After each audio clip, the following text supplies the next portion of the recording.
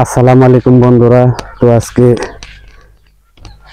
গ্রামের বাড়িতে এসে গ্রামের চারপাশের পরিবেশ দেখতে দেখতে একদম মনোমুগ্ধ হয়ে গেছে। তো এখন আমি চলে যাইতেছি আমাদের বাড়ির দক্ষিণ পাশটায়। তো দক্ষিণ পাশটায় গিয়ে একটু সময় কাটানোর চিন্তা ভাবনা করতেছি, ধীরে ধীরে আগাচ্ছি।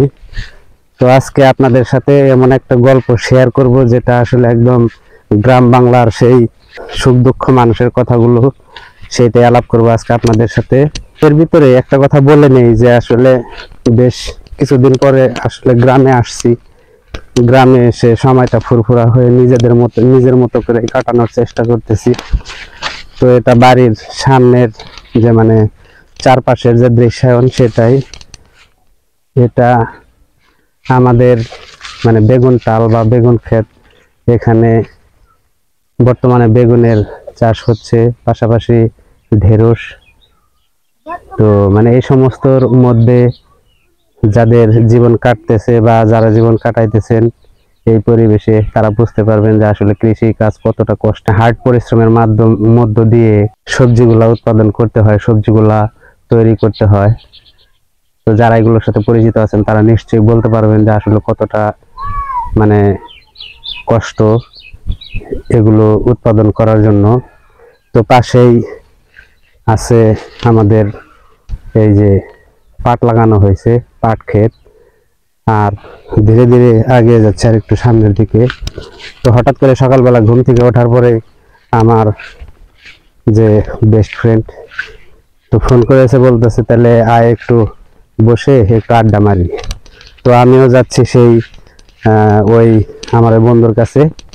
তো এটা আমাদের বাড়ির দক্ষিণ পাশে, একদম চক মারিয়ে একটু আগালেই আমার ওই বন্ধুর বাড়িটা। তো ও থাকে প্রবাসে, একটা লং টাইমের জন্য ছুটিতে আসছিল। তো ছুটিটা শেষ, তো মনটা খারাপ। হঠাৎ করেই বলতেছে যে যাওয়ার সময় ঘনিয়ে আসছে, তো ভালো লাগতেছে না। আর এটা আসলে সাধারণত যারা প্রবাসী ভাইরা আছে তারা নিশ্চয়ই এই কষ্টটার কথা বলতে পারবে, যারা অনেকদিন ধরে প্রবাসে আছেন, প্রবাস খাটতেছেন এবং দেখা যায় যে 5 বছর পরে, 3 বছর পরে যখন বাড়িতে আসে ছুটি কাটানোর জন্য, তখন অনেকটা আনন্দ ভিতরে কাজ করে। আর সেই আনন্দটা আস্তে আস্তে কমতে থাকে যখন আবার চলে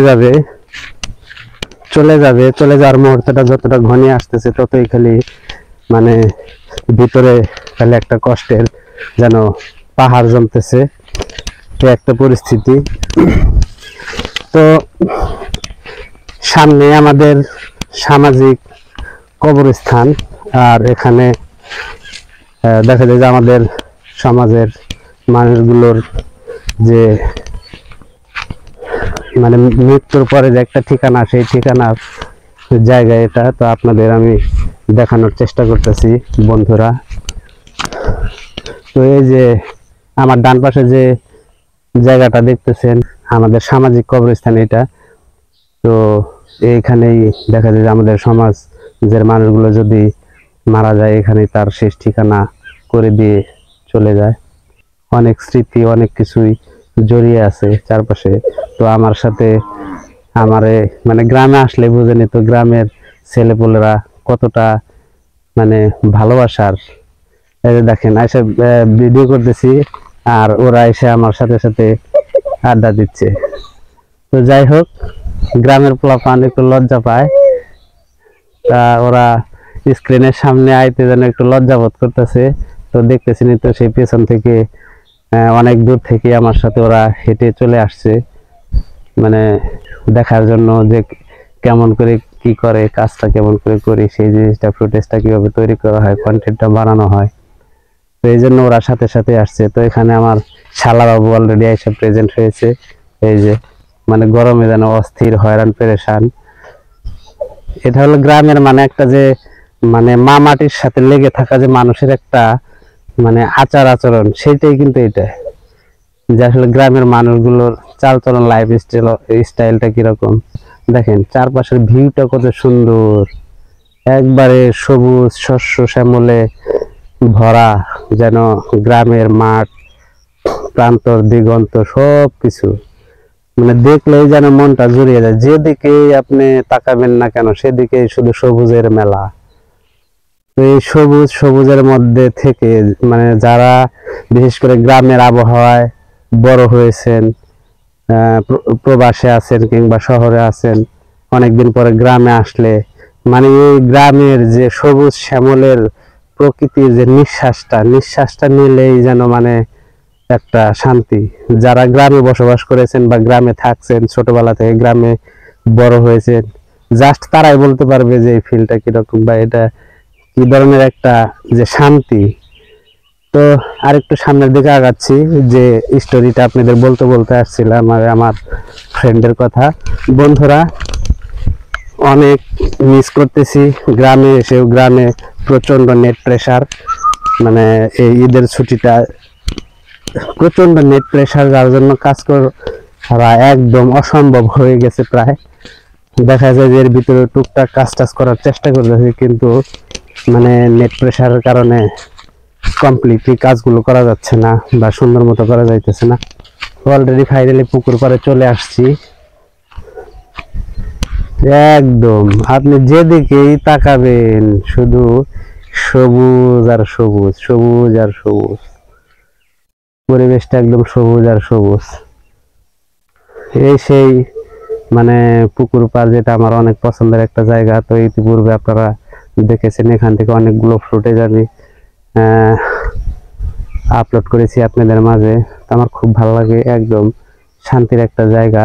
যেন মানে এখানে আসলেই চারপাশে গাছ বৃক্ষ তরুলতার মাঝে হালকা হালকা ঠান্ডা সুবাস বাতাস চলে আসছে, আর সে বাতাসে মানে অনেকটা ভালো লাগে। চলে যাইতেছে একদম পুকুরের দক্ষিণ কোণাটায়।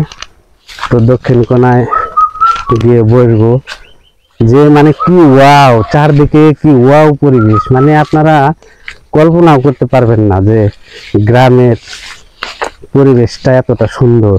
হয়তো বা কিছুক্ষণের মধ্যে চলে আসবে। এই যে ফাইনালি চলে আসলো। তো যার জন্য এতক্ষণ ওয়েট করা, অপেক্ষা করা, তারা একদম ফুরফুরায় চলে আসছে, মানে গান গাইতে গাইতে। তো গানটা শোনা যায় নাই, পিছনে আরো কিছু জিনিস আছে দেখা যায়। এই যে আমার যাই হোক শরম পাইছে।